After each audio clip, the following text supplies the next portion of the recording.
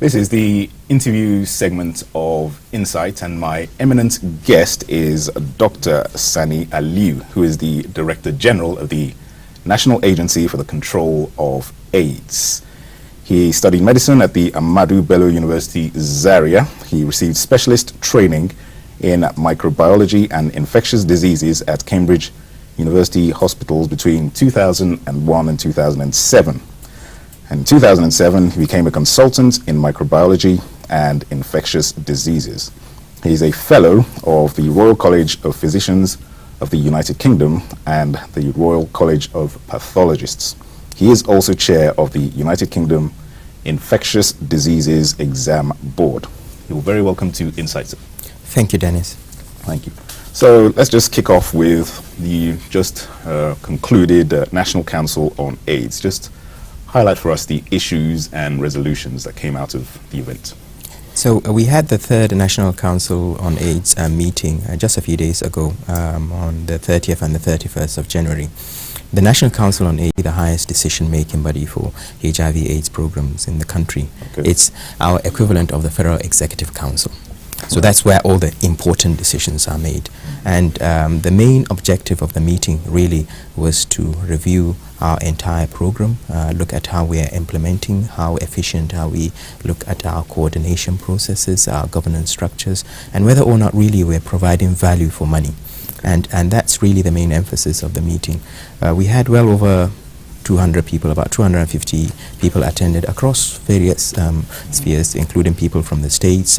We had the wife of the Benue State Governor, secretaries of state government, commissioners of health, a lot of people, including our stakeholders. The meeting was very productive. Ideally, it should have been done every year. The last one was done about 9 years ago. Really? Yes. That's quite so we're a little bit behind, but we're playing catch up. And a lot of the memos that were discussed had to do with how we are delivering HIV programs in the country. We have looked at the state structures. We know there are issues with regards to how state agencies for the control of AIDS, which are really the equivalent of NACA at the state level, are relating to their governance and also to their line managers. So we're seeking to strengthen that. We're also seeking to strengthen the way programs are delivered HIV-wise, right up to the community level. We think that it would be far more efficient, more value for money if we start delivering HIV programs at the ward level. Okay. So we're going to have a lot more HIV testing and treatment centers right down to the primary healthcare centers. Okay. We've also realized that there are certain sectors of the population that are not actively involved in HIV prevention and treatment services. So for example, women. Women's societies need to be more involved in prevention of mother-to-child transmission.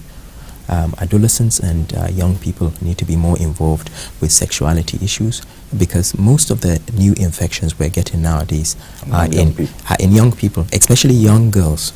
Okay. Between the ages of 15, 16, right up to their early 20s. Mm-hmm. So we really need to target that group. Yeah, I was going to touch on that. You know, AIDS first came about in the mid 80s, wasn't it? And like a generation ago now. And I was going to ask, what are you doing to sensitize people who are born from the late 90s upwards to understand the seriousness of this scourge? You're quite right, Dennis.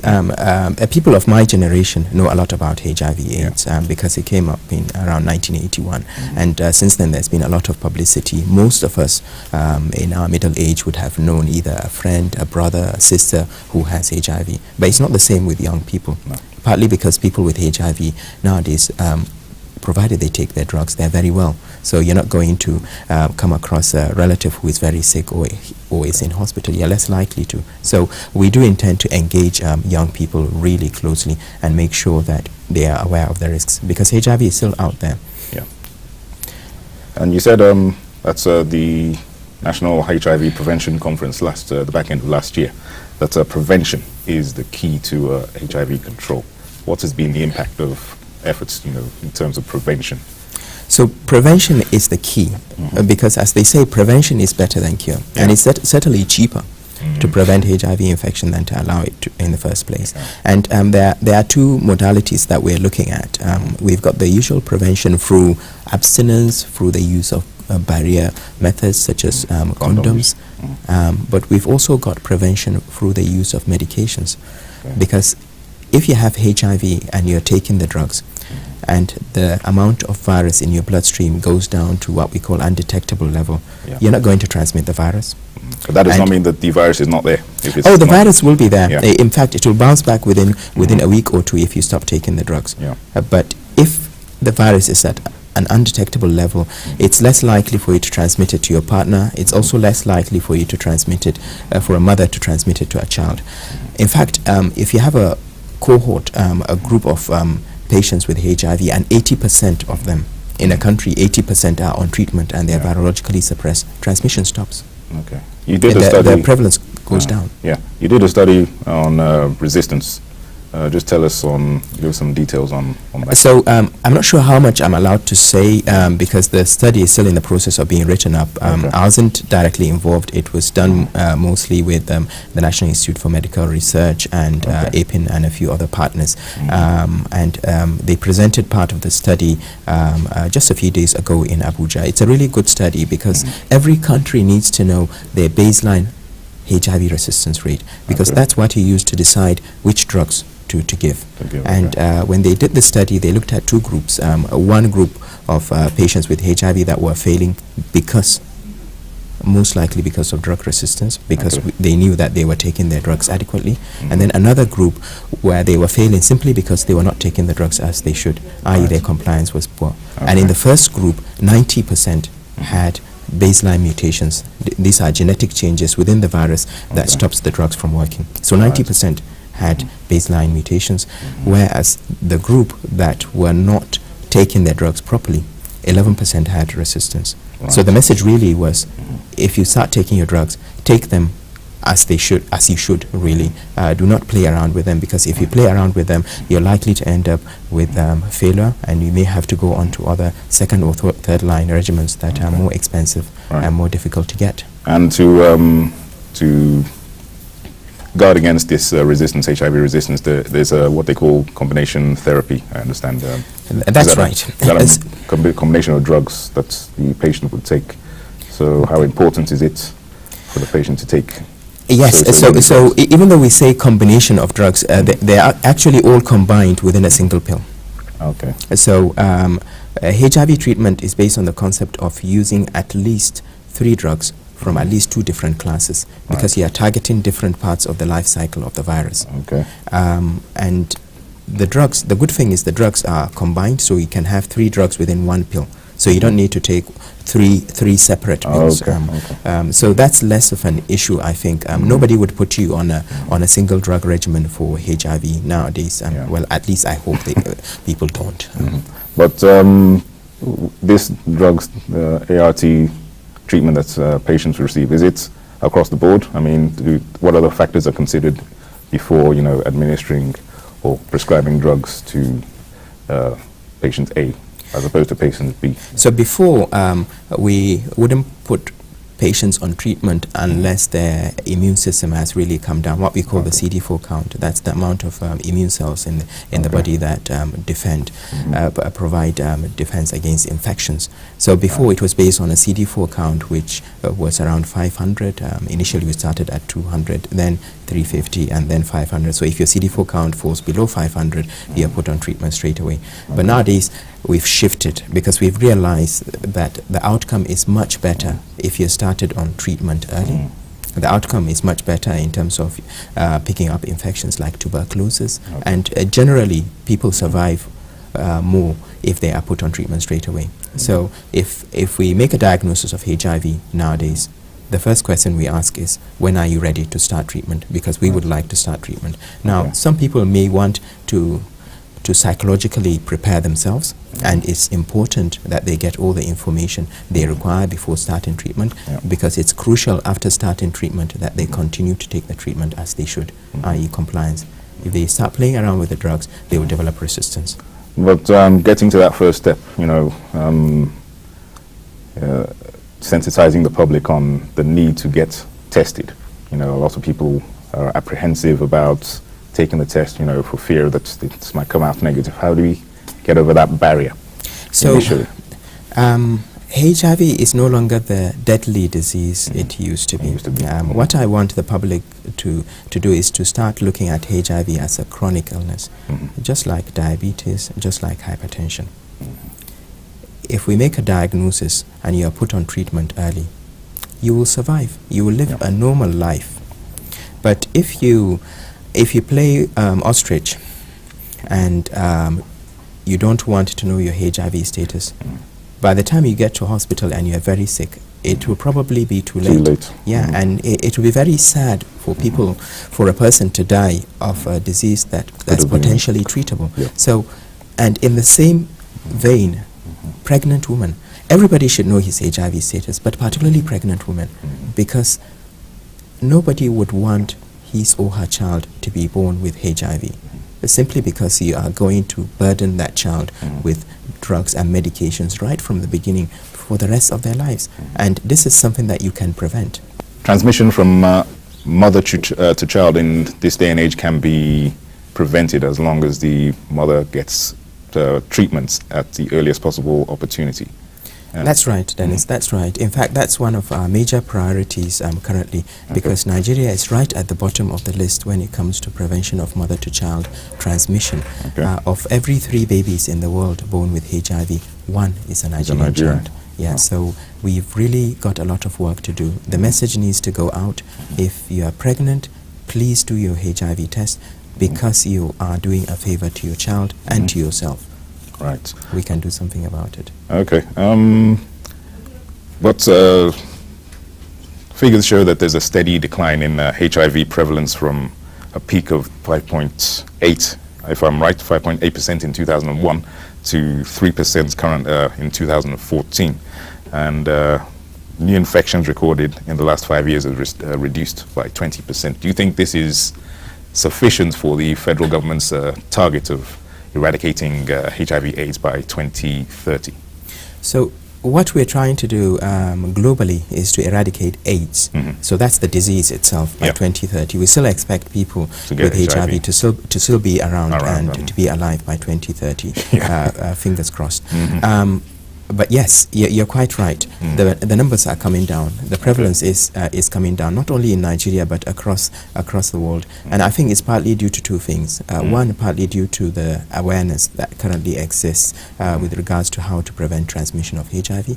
But also, as I said, because the critical mass of patients that are infected is reducing. So, for instance, in Nigeria, we have almost 1 million people on treatment. Almost 1 million people. And when you think of it, if out of those 1 million people, most of them are virologically suppressed, you're not going to have ongoing transmission. So the prevalence will come down.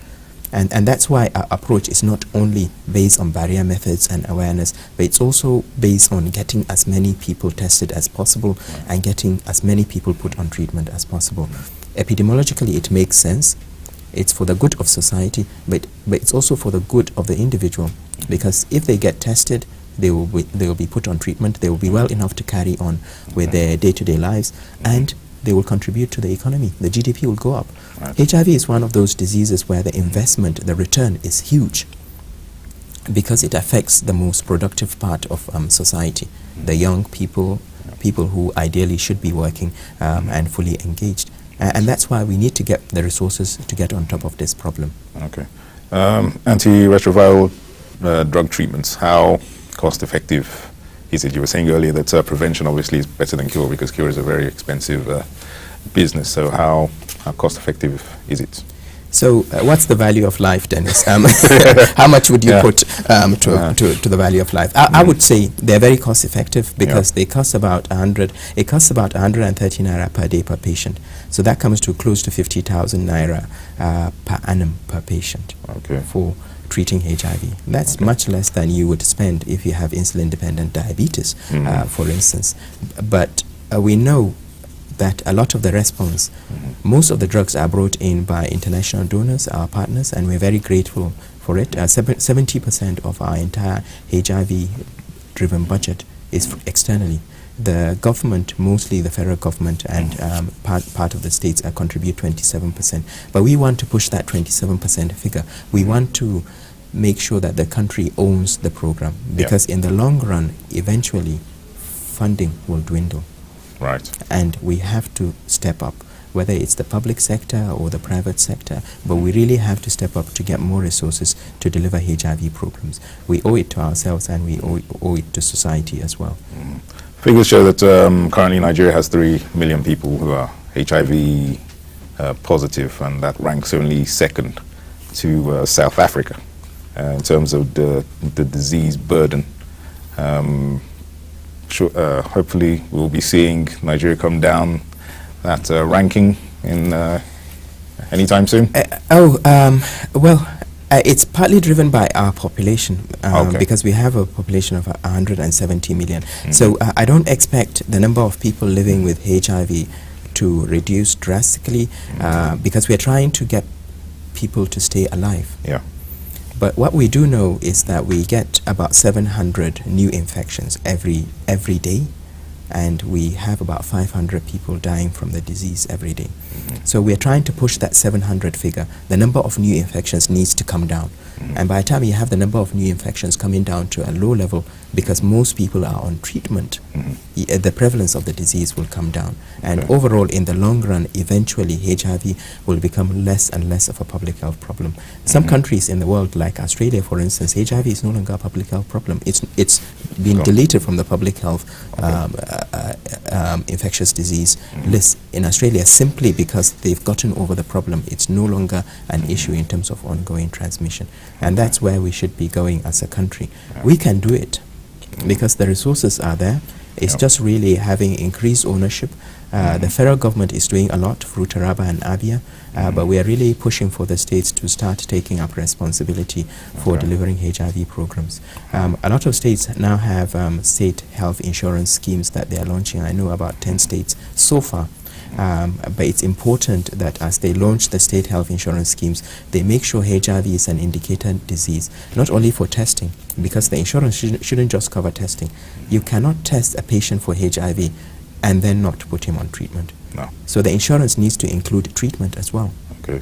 It's half a job done if it's only tests that's covered. So that's something that we are advocating strongly with the governors. And I'll be going around. I know some states already are putting in a lot and are doing pretty good work, like Ogun State, for instance. They have a pretty good community health insurance scheme that includes HIV. And I know Kaduna has put in a lot of resources as well. But there's still a lot of work to be done. We really need to get more resources nationally and at subnational levels, at the state level, to push the HIV programs. We shouldn't be relying on donor funds externally. Okay.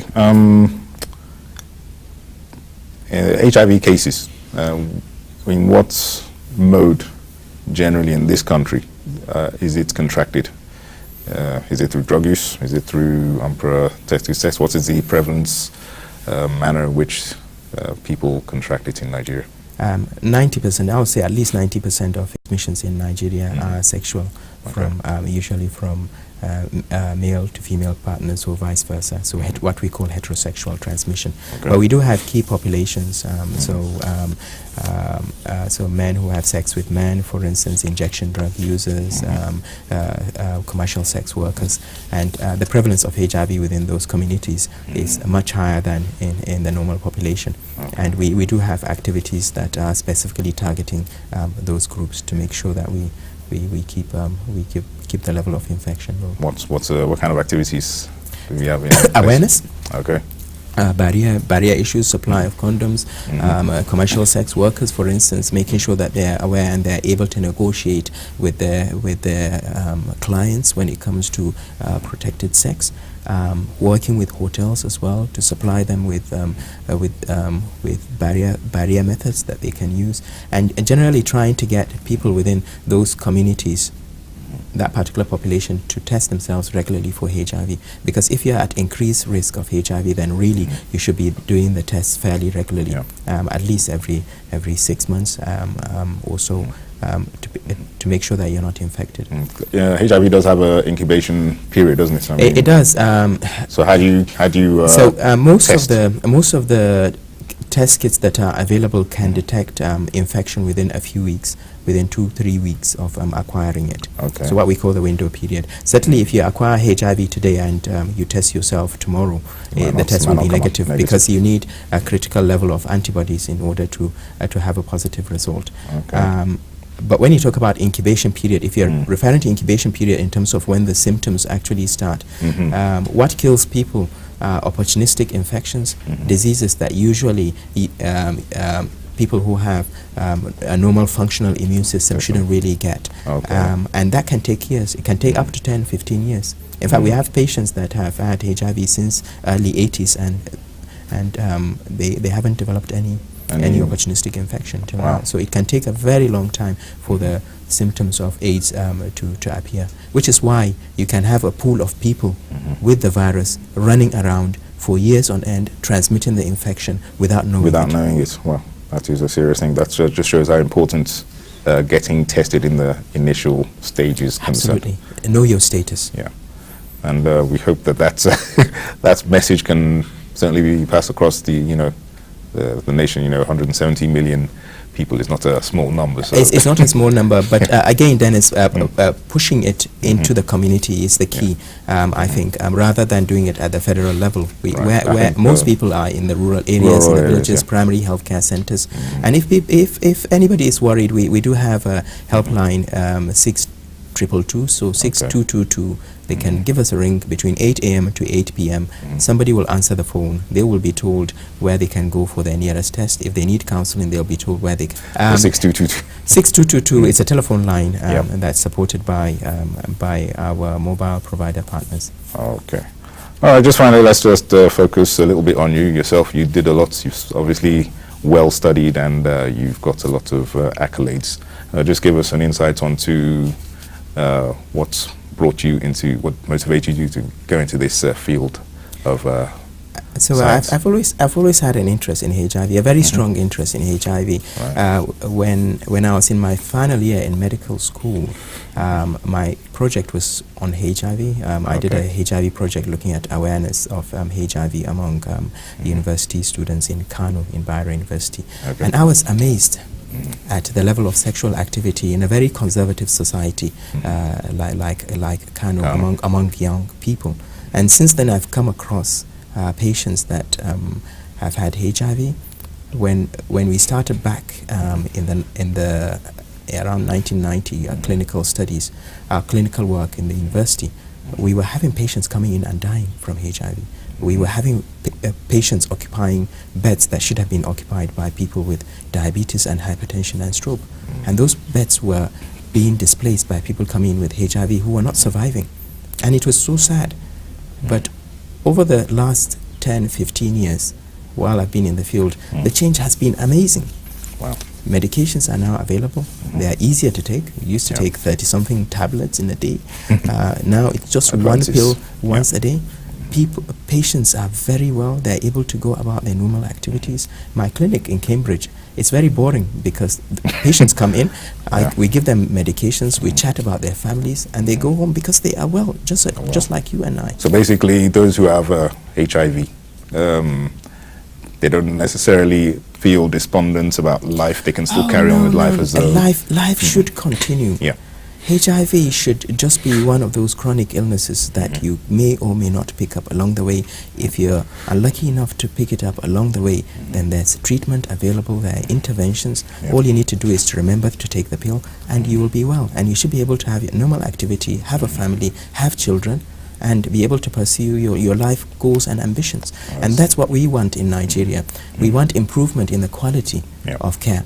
Because at the moment, I think quantity-wise, we're doing pretty well. We have well over 1,000 treatment sites across the country. But the quality of care is variable. And what I would really like to see is the quality of care improve such that every patient put on treatment remains on treatment and they don't have to struggle to get their medications or have to struggle to have laboratory tests done, just like we have abroad. Well, we certainly hope that more strides will be taken in this quest to eradicate the scourge once and for all in the country. I'm optimistic, Dennis. All right. I've been speaking with Dr. Sani Aliu, who's the Director General of the National Agency for the Control of AIDS. He's been talking to us on issues concerning HIV/AIDS and efforts to eradicate it by the end of 2030. Thank you very much, sir. Thank you, Vince. Yeah. It's a pleasure. Thank you. Up next will be the media review segment.